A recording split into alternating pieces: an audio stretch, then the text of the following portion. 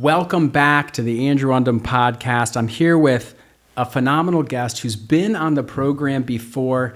It's been about a year and a few months since the first time I ever did a podcast in the studio. And I'm with my good friend, amazing entrepreneur, Kevin Jablon. Welcome back, buddy. Thanks so much for having me. So Kevin, last time we talked about a lot of things, your journey creating Spartan Surfaces, the roller coaster of emotions, the floor and decor journey, being acquired by the public company. And can you even believe it's been over a year? No, it feels like that was 3 weeks ago. I know. And that if you haven't seen that episode, we'll put up the link. And what was really cool for me after doing that with you, just asking you the questions I wanted to ask and just catching up with a friend, so many people started messaging me, oh my God, that was such a good podcast. Hey, my manager just sent this out to the whole sales team. And it had an impact on people because it was just real. Listen, from my perspective, it's still like pinch myself every day that I have anything to share that someone's going to be interested in. I constantly absorb content.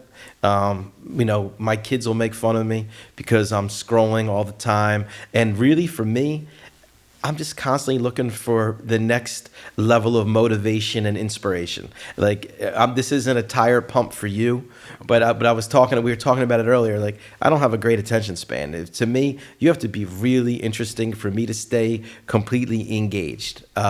Probably at times a strength and a weakness. Sure. But when I watch your stuff, I watch it from the beginning and I always watch it to the end. And I was telling you earlier, just the simple stuff. The big stuff is great.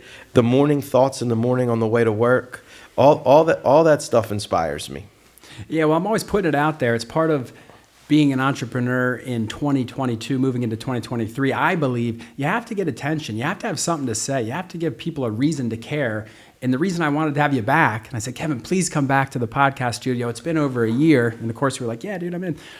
Is I want to know what's changed, what you've learned, what some of the lessons have been along the way from you were the head honcho. No one could tell you what to do. CEO, sole owner, Spartan Surfaces. And now that it's been a year, you've been living, I guess, under a corporate regime. And that's a good thing. I'm not saying that as necessarily a bad thing. What are some of the key things that are different in your life? What lessons have you learned? Just take us through a little bit of the journey of not being the guy who calls every shot, but being one of the guys that calls the shots. Well, first and foremost, I started Spartan in 2007. I sold in 21, played with my own money that entire time. So when people ask me, what's the difference in 2022 versus that whole run that we had, I would say that the intensity today, we're competitors. Right. So I would say the intensity today is a 10. It was a 10 before. It hasn't changed. It might be a different focus being part of a public company, but my intensity, I love the process. I love the work. I love keeping score, which is obviously in a revenue box. But my stress all those years were a 10. I worked with this manic, constant fear of failure. Even though every good entrepreneur says, fail fast. Don't be afraid to fail. A loss isn't a loss, it's a lesson. It was all bullshit to me. I was scared to death to fail. I always felt like I crashed a party that I wasn't invited to. That was the big thing for me. So all the words that we talked about for the 15 years that I owned Spartan were ambition, sacrifice, hustle, Spartan versus everyone. And it was all around this idea that you had to be the most ambitious person in the room, work the hardest, work the smartest. And we just had our national sales meeting last week. I think 15 years into it, 16 years into it now, we don't have to reiterate that. Everybody knows that that's our culture. But what I probably felt the most proud of was our first big national sales meeting. When I sold the business, we had just over 100 employees. I think there was 170 of them at our awards banquet. What I heard from a lot of people this week was gratitude, kindness, moving with grace. It was just a different. So all of the stuff that we used to talk about, it sort of goes without saying now. Like in order to be great, you have to outwork the room. You have to be a student of the game. You have to study it. You can't just be a good dude. You have to have it all. You have to be strategic. You have to know how to build relationships. You have to know how to network in the space. But all that being said, there has to be a level of kindness and grace to just how you move in day to day. And that's really where I saw the difference this year. There was a lot of tears. There was a lot of celebrations, but it was people really feeling grateful for where they put themselves in their careers, but Spartan's just a vehicle to help them get there. Yeah, so now that you're with Floor and Decor, you feel like, obviously the 10 city's still a 10, because I know you're playing for championships, and we talked about that last time, but that the stress may be a little bit less? Let's call it a 2.5. The stress 2.5. The stress. Yeah, I would say where the stress was always a 10 before. Because it's not you're not playing with only your bank. It's not even that, because the money is almost secondary at this point. Right. I'm still responsible, and one of the people responsible for 170 families that are eating off of Spartan. I just think the game has slowed up. For me. So at this stage of the game, a lot more resources. We are a separate subsidiary, so we were really able to keep our culture. And Floor and Decor was really protective. They did their homework when they bought us. Right. They knew that the special sauce for Spartan was the strategy, but more important, it was the culture. It was the people. We say it all the time. We're not in the flooring business. We're in the people business. That still holds true today. So to their credit, they haven't tried to change things. They've tried to add on and give us synergies to help us scale, to help us be more profitable. I don't have enough good things to say. I could have sold the company to 50 different companies. I think I sold it to the best possible company to have purchased us, to respect what we do, to allow us to remain independent and still have that entrepreneurial spirit. Well, you don't get to where you are without making good decisions. So you got another good one there, as history shows. So you're a wholly owned subsidiary. Yes. Which is kind of cool. Now, do you call all the shots for Spartan Surfaces? You're the CEO? Yes. Or do you have to No, I'm still the CEO. I lean on my team a lot, so I never call the shots. We call the shots by committee. Right. I have an incredible CFO. I have an incredible number two. My VP of marketing, she's amazing. Down to HR, which is playing a much bigger role these days. I just have an incredible team. I have a really good team. But yes, on a day-to-day basis, we're not picking up the phone to F&D, asking for approval, when we have something big, if we have a big acquisition down the road, of course the board and F&D play a huge role in it because it's corporate dollars. But on day-to-day life of Spartan Surfaces, it's pretty similar to how it was post-sale. They want you to pre-sale. Keep doing what you're doing. They Yes. liked what you were doing, obviously. Keep doing what you're doing. Now, you mentioned acquisitions. Is that one of the things that potentially could happen? Is Spartan could acquire companies? Definitely. We've already acquired a couple smaller companies, but we're definitely studying the space. That's fantastic. So, personally, business has changed a little bit. You talked, not a whole lot, but you're not playing. Stress is down. You got the big back, billion-dollar public company, so you're safe there. You can't really fail miserably. Whereas before you could have. If you messed up Spartan, that valuation just plummeted. You got to remember though, and I think most entrepreneurs that start a business like I do, you didn't even know what the word valuation meant. Right. So the driving force of Spartan was never a valuation. Right. When Floor and Decor contacted me in September of 2020, I wasn't looking to sell the business. I took the meeting out of respect for a friend and mutual supplier. So for me, valuations and P&Ls, that's never driven. That's never been my why. My why was always, let's build something special. Let's build a company where everyone feels vested. Obviously, I wanted to make sure my family was taken care of, but I always tell the story. It was always about my family. Right. I might even have reiterated this in our first podcast. It was always about my family when I started Spartan. Right. Left corporate America, and I wanted to be able to do better for my family. Real quickly, I think 4 years into it was when we had our first Thanksgiving party where we invited spouses and children. Right. And all of a sudden now it's the first time I'm meeting kids. It's the first time I'm meeting spouses.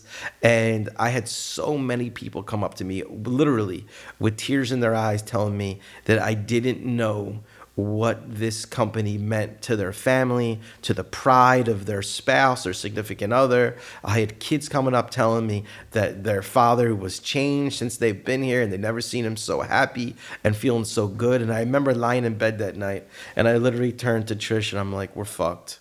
And she's like, what do you mean? I'm like, it isn't about us anymore. It's about the family. And that's where we very quickly after that, we came up with our one core value of we over me. And it really is like some people like now with LinkedIn and everything else, all this shit has become so, what can you say? And everyone's saying the same stuff, right? Culture over strategy, we over me. We've been living this since 2007, and anyone could fact check me and see that all this stuff that's now become, so politically correct and so the right thing to say at the right time, especially coming on the other side of COVID where it really is about the employees and about the people. It always was for us. That's just awesome. And again, if you haven't seen that first episode, Kevin goes through the whole lineage of the story of building this company over 21 years, and it's pretty incredible. And now that, I know I saw you speak in, I think you were in San Antonio, was it? Somewhere in Texas. Because you have that undeniable ilk now, like you started it from scratch, made your exit. That's kind of like the whole mecca of an entrepreneur journey. You've been asked to speak, and we're talking a little bit, you probably have to turn down more than you accept. When you do give a keynote speech, whether it's into flooring or just to entrepreneurs in general business, what is your talk? Like, what do you like to hit on? Well, I'll do real time. The last one I did was in San Antonio, and it really was explaining my why. Like, because as an entrepreneur, you don't really get an opportunity to think backwards. When you're in it, you're in it right now. Right. So I don't know how much time you spend reflecting on the past. I would have to think very, very little. I don't even think you're living in the present. Everything you're probably doing is 2 and 3 years ahead right now. And that's where my mind always was. I never lived in the past. I didn't enjoy the present because I always had this constant anxiety about what the future would look like. And that was probably, once again, the gift and the curse. Right. So today, I find myself being able to live in the present, which is incredible, because that's where you should be in business, in your personal life. Sure. But I also find myself reflecting. So the story that I didn't share on the last podcast but I did share in my most recent keynote speech, was that after I sold the business, maybe 3 weeks after I sold the business, I woke up in the middle of the night with an incredible amount of sadness, right? And it wasn't that I had buyer's remorse or seller's remorse for selling the business. The sadness was like, man, I've had a chance to look back and like the last 15 years was just a big blur.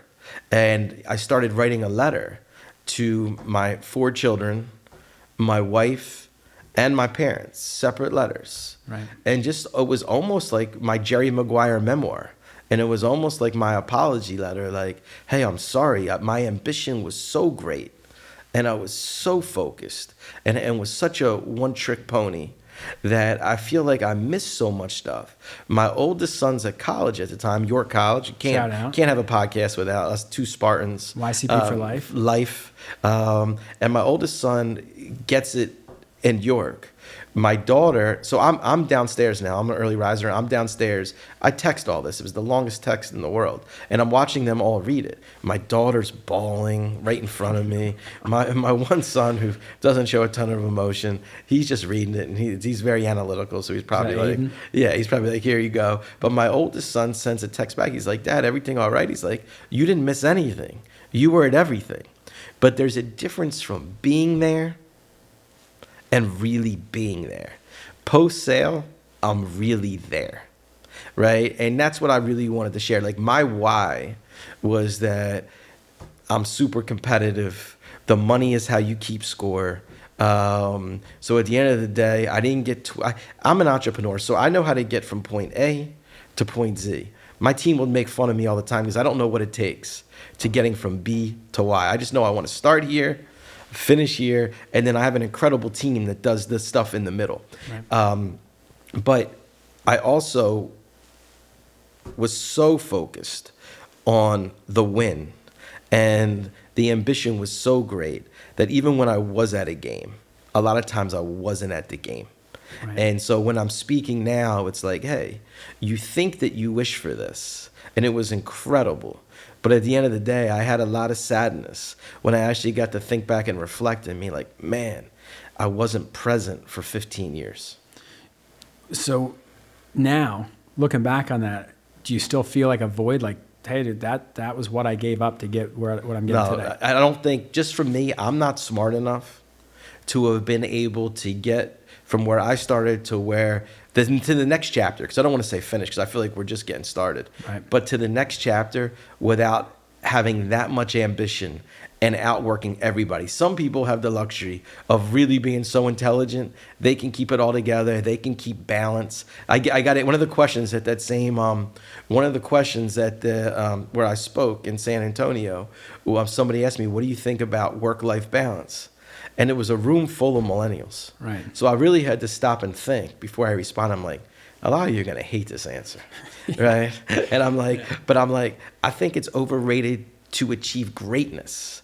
If balance is what you're looking for, you can achieve it and have a good life. Maybe a great life. That's a bad example. A great life. But have good success in business. But I think like to try to be one of the best to ever do it in your space, whatever that space is, I think there's going to be a lot of sacrifice and you're going to miss a lot of shit.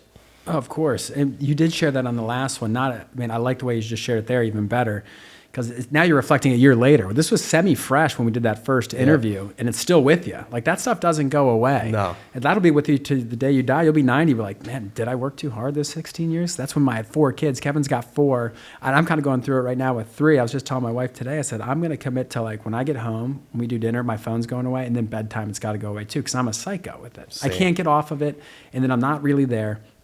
And what you're just describing, I heard, I think it was Rob Dyrdek said, your mindset is only in 4 places. You're either dwelling on the past.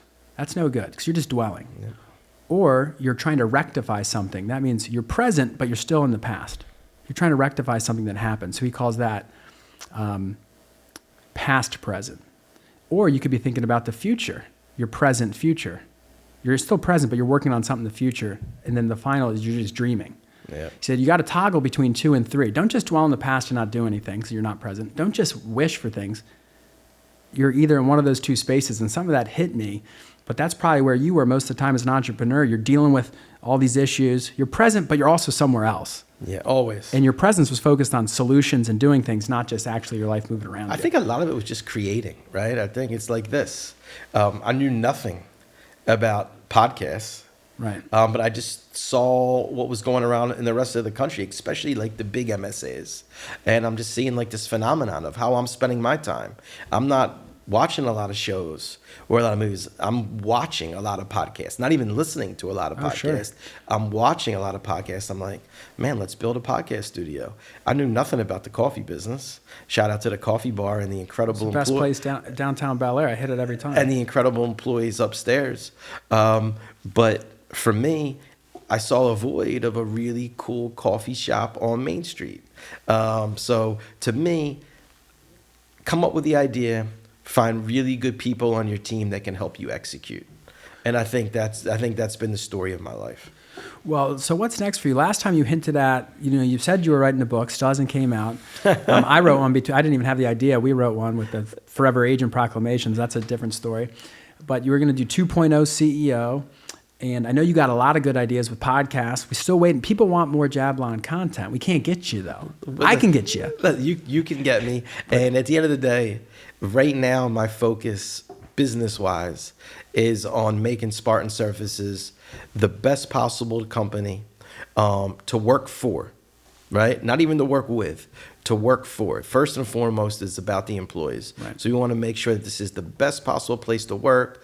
Our parent company has given us a lot of tools to get there. And then we're super competitive. So, right now we talk in the words of M's and millions. But, now the conversations are around B's and billions. So, it's exciting to think that someday Spartan Surfaces could potentially be $1 billion plus company. That just sounds so cool. Can you just say it? He's a Billy killer. He wants to be a Billy boy. Well, I got to tell you, some of my friends from York are now employees of Spartan. Shout out to Brett Barry. He's one that comes to mind. He's from New York. Boston in the house. Yeah, he's the man. And everyone just loves working there. And this happened since between the two podcasts. He goes, hey, I'm going to be working for Spartan Surfaces. Dude, I just sent a text to Kevin. I said, I'm going to hook you up with the CEO right now. I like putting that pressure on him, too. Of course. I'm like, hey, seriously, don't take this seriously. Nah, listen, we have a bunch of... There's something about York. The grit. It's not like going to Yale. Maybe it's the Yale of York. But it's not like going to Ivy League school or even big school like Michigan, Ross School of Business. But there's this level of grit and realness that comes from York College that was there then, that still exists today, that I think there's a lot of people like us from York, which I would say is lifelong underdogs. Right? I never looked at myself as the favorite. As a matter of fact, I don't even like to look at us as the favorite now. I always looked at us as the underdog. And I think that's a York College mentality. Well, yeah, I mean, you had no nepotism to get to where you are. It's not like your grandparents were big in flooring. No one in my family's in real estate, but it does take a kind of scrappy person, especially if you're going to survive on Jackson Street for 3 years, get out of there in 4 years. Well, how about I was there for a lot longer, so but it was the best 5+ years of my life. So I know your son's playing soccer there. Are you actively involved with your college outside of going to the soccer games? I'm sure there. I should be more. It's his trip right now. Right. I don't want to be involved while he's there. Sure. But I have a sense of loyalty to the school, and I think once my kids are removed from York, you'll see me more involved with the college and the university. You should be up there speaking at that entrepreneurship class, because I know for me as a kid going to that college, it's one thing to hear the professors and they're great, but when you bring in a guy who speaks like Kevin, it's just real. And I love Kevin gave me a piece of advice. I'll share this. We were driving down, Black Lincoln Navigator picks us up. Kevin's like, we're going to Tagliata. It's a great time, right? I'm like, yes. And I said, Kevin, I got all these, give me a couple tips. I got to go talk in front of these people. Like, how do you prepare? And he just goes, dude, son, just be the realest person in the room. And that was it. That was his advice. And I said, okay. But when I let that sit, it landed for me. But bringing someone who's just real and authentic as the day is long, that's what resonates with people, because everyone's got the good bullshit detector. And you can't slide anything past them. I think there's going to be a day where hopefully I am teaching some classes. Yeah. Obviously, I'd like it to be there. My son's an entrepreneurial major there. Yeah, you can't. This is the last thing he wants is his dad coming into school. That's his space. So no, I'm not doing that now. Someday it's going to be great. Right now, we got a big task on our hands to hopefully rewrite the history books on the commercial flooring industry and how we disrupt it. So like headquartered in Bel Air, which is amazing, right? We're so proud that literally and. Bel Air has to understand. We have people, I had people in the office this past week that were in from Shanghai. We've had people from Singapore, all over Europe that come into Bel Air. And Bel Air shows so well. Forever, we thought we had to put them up down in Harbor East, right, and do the whole Baltimore thing. And we've just embraced Harford County. We've embraced Main Street in Bel Air. And we're just really proud of it here. And when people come, it takes them back a little bit to what a main street in a small suburban town should look like. So I'm really proud of where we live. You know, it's funny, when I have guests here, I've been bringing some of the Berkshire Hathaway execs here, and they say the same thing. Like, this is incredible. He's like, you live in Mayberry. Right, exactly. So you live here? And then we take them back, and I show them our neighborhood and the golf course and hang out there. He's like, I remember Alan Dalton, shout out to my buddy. He goes, Andrew, I just want to tell you this. No one's living like you. He's like, you're living on Main Street. You got the studio. Like, he just loves it. And it does make you feel proud. Now, I have to ask this. When you were acquired, how many employees were at Spartan? We were just right around 110. And how many are there now? Right around 170. And where do you see it? Like, you just want to keep acquiring and growing organically? Both. I would say organic more than acquisition, right. But sky's the limit at this point. You want to make sure that as you scale responsibly.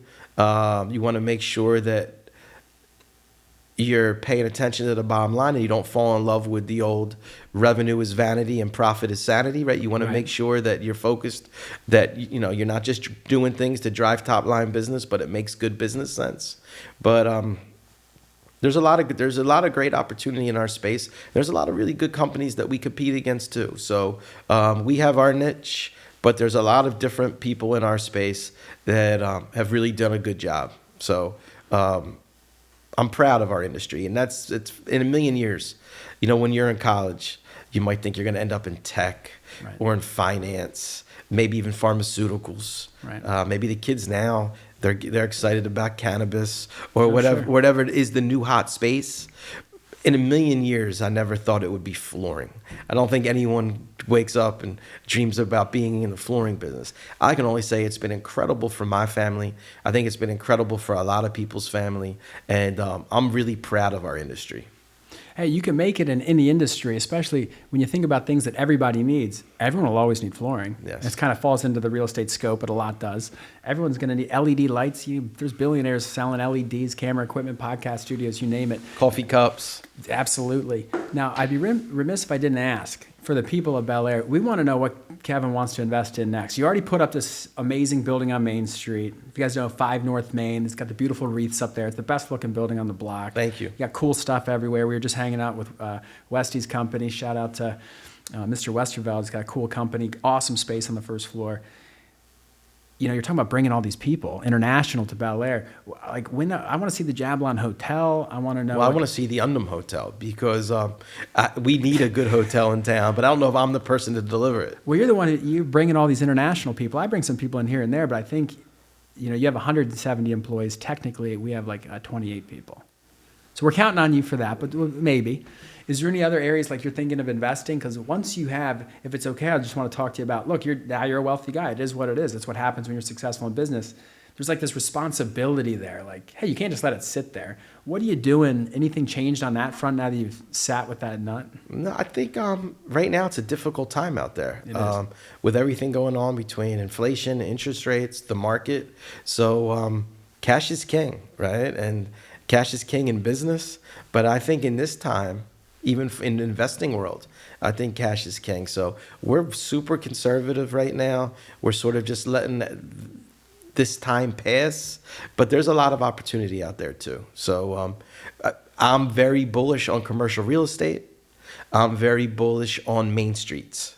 I think Bel Air has the potential, and I'm very bullish where I live because I want to give back to our own community. So for me, I'm looking for people, anyone that has a business on Main Street in Bel Air and they're looking to sell it, please give us a call. Call Lindsay Creed. She's my work wife.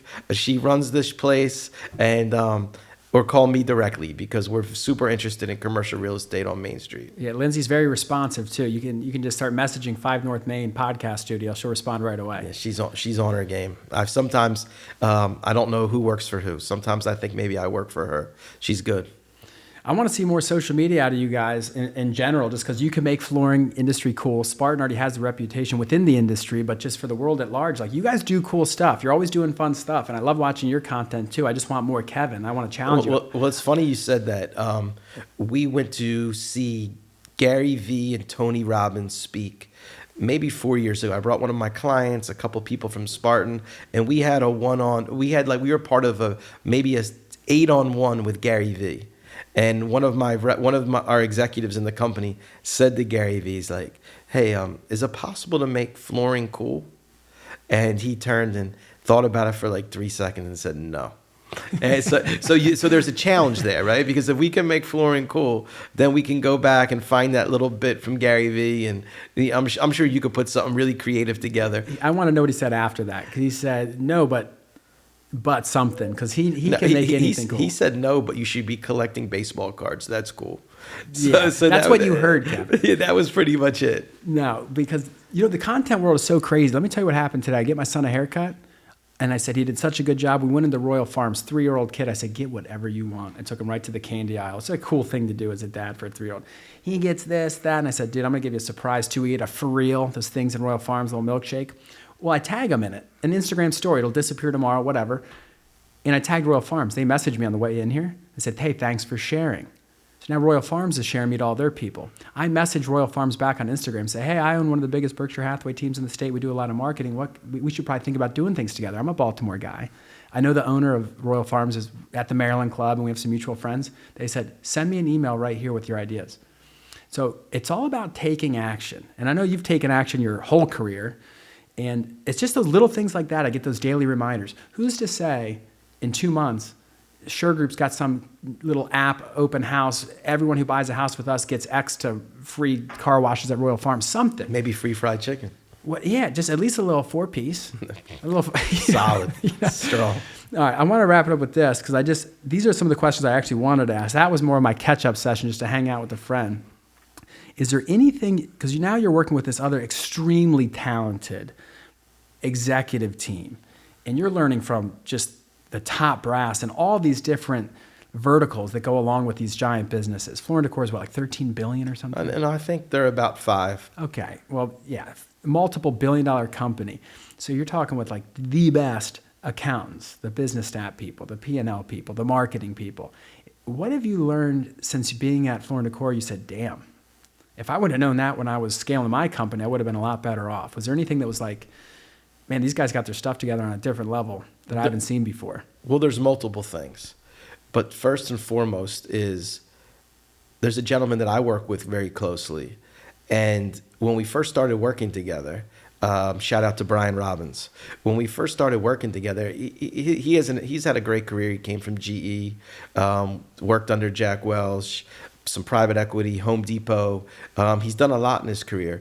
But we would have to make a board presentation, which I never had a board at Spartan. Right. And the amount of time that we put into the deck and into the presentation, I thought he was insane. I literally was like, I can't believe I'm giving this much of my day, my week, to prepare for what's going to be a 45-minute at most presentation. He had me so prepared, and I'd made the presentation. He had me so prepared to go into that boardroom that the second time I had to make a presentation, he was on a little bit of a hiatus. And we had to put it together ourselves. I found myself, without him involved, putting as much time into the presentation. So there's a level of work that needs to go into something that for me, because this is my business, it's in my head. Right. I'd never prepared that hard for a meeting in my life. I was just, to me, I almost could argue on the other side that it took away from the authenticity. Sure. When it was that, he had me so prepared. We knocked it out of the park. And I would say that's one of the biggest things that I've learned is you have to go with your gut. You have to go with your instincts. But there's a level of data and preparation that can go into decisions that I didn't really use before. Before it was all gut. It was all ambition. It was all, let's roll the dice. Let's take chances. And in this world, it's much more calculated risk. And I don't think the word calculated was ever part of my vocabulary the first 15 years. Yeah, you're a gunslinger. That's exactly well, right. I'm going to ask you what else. I'll give you a minute to think because that's a great example. And I'm finding myself, when I'm talking to some of these corporate people at Berkshire Hathaway, look, I'm a 1099 real estate agent in Baltimore. I don't really have to prepare for much. I know how to prepare for a home seller, a home buyer. We're good at moving property. But when you're going to go speak to 1,200 agents around the country, you better be prepared a little bit. And I'm getting that in a microdose because it's not close to what you're doing, presenting to a board of $1 billion company. But I find a lot of calm in knowing I'm prepared. Because when you're really prepared, there is no pressure. And when you know what you're talking about, there's no pressure. I remember asking my dad one time, and he speaks around the world, a scientist. He's a Hopkins full professor. Shout out to my dad. And he said, Andrew, you don't have to be nervous about anything. I always thought, I'm just explaining like my family tree. No one's going to tell me I'm wrong. Exactly. That's my mom. That's my dad. That's like with me in real estate. No, this is what you do for a seller. This is how you comp the house. This is the sales process. And it's all about being prepared. But if you just show up and wing it, that's how you crash and burn. So I would think the other thing that I thought was so cool is that the CEO of Floor & Decor, who has the most amazing story, Tom Taylor, CEO headquartered in Atlanta, I think there's somewhere around 180 stores. He still takes the time and walks every store. So that's the street level. And for me, I'm a street level guy. Our whole business was based on interfacing with the customer.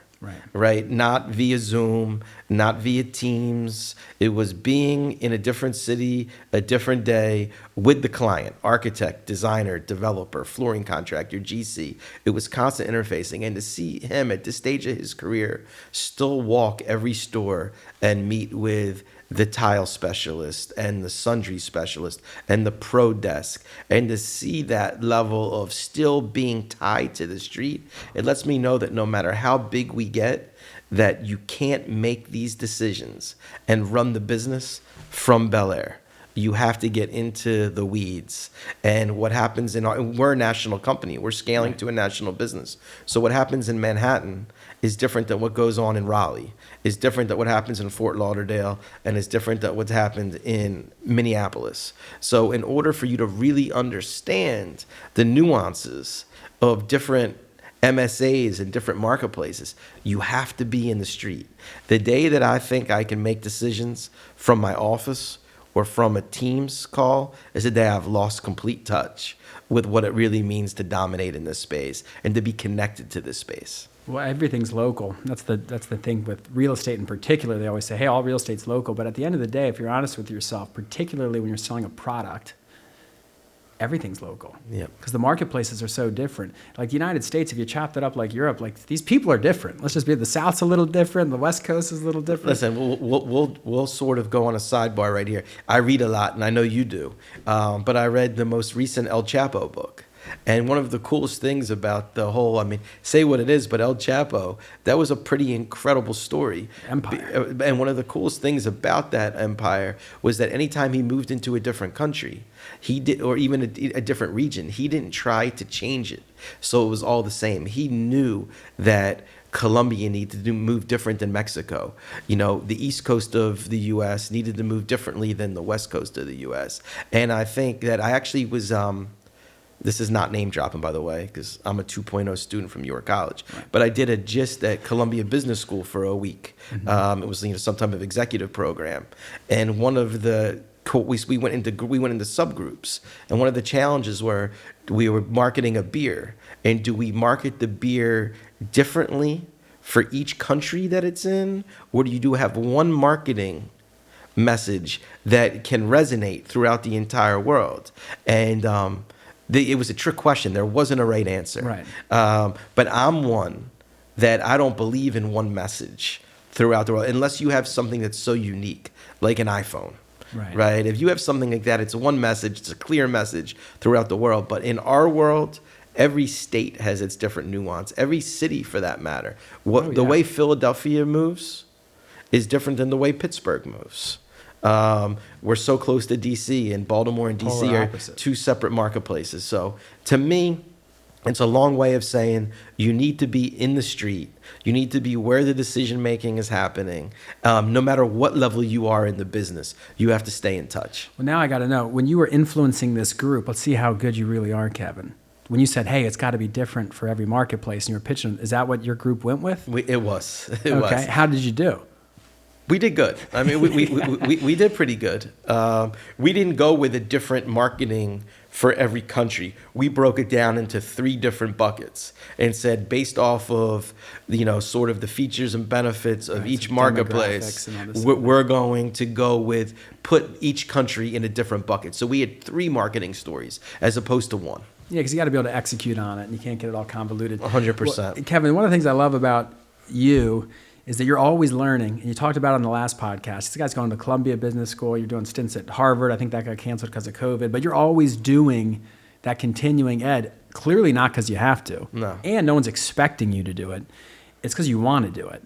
And those are the type of people I want to be around. They always say, hey, you're like the 5 people you hang around with most. I want to be around people like that. And anyone can be like that if you convince yourself that, hey, no matter where you are in your career, you can just take from everything. Like, we can take what Spartan's doing and bring it into our real estate practice, bar none, just with the culture, how they do the meetings, how they reward people, how you treat people. If one day we get acquired, I'm sure when that comes down the road, if it does, I'm not even sure if I want that, but if it came up, I'd call you and say, what, is this stupid?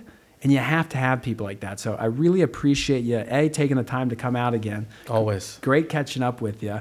And I just know that everyone's going to love this content, and we're going to have to do it again, and I'll be more prepared. This was my catch-up session after a year, but I could go into a lot of directions and really drill down on you, because the devil's in the details with a lot of these things, but we'll save that for another time. Is there anything else you'd like to add before we shut her down? Yeah, listen, if you're out and you happen to be local and you're out on Main Street, come up and grab a latte or a peppermint mocha up at the coffee bar. And this is a plug for our friend Evan that runs the podcast studio. If you have any interest, whether you're high school student, college student, startup business, just a bunch of friends that want to talk fantasy football. If you're looking to do a podcast, come over, check out 5 North Main, check out the podcast studio, ask for Evan. And then if you're looking for real estate and you're looking to buy a house anywhere in the Maryland market, Shore Sales Group is the one that will take care of you. And not only will they take care of you, but Undem might be one of the best networkers in the state. So if you need something, he knows how to get it. So that's it. No shame. And if you're looking for flooring and you have about 3,000 units or 3,000 square feet, contact Spartan Surfaces. We'll gladly take care of you. Amen. Well, signing off. See you next time. Thanks, Kevin. Thank you.